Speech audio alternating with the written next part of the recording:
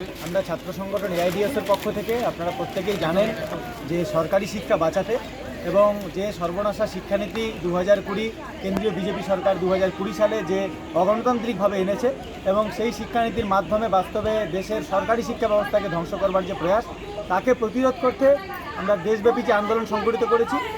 আগামী 27 থেকে 29 নভেম্বর দিল্লিতে সর্বভারতীয় ছাত্র সম্মেলন অনুষ্ঠিত হচ্ছে। এই মহতী সম্মেলনের উদ্বোধক হিসেবে উপস্থিত থাকবেন প্রখ্যাত ইতিহাসবিদ প্রফেসর ইরফান হাবিব, প্রফেসর চমনলাল, যিনি এই সম্মেলনের প্রধান বক্তা।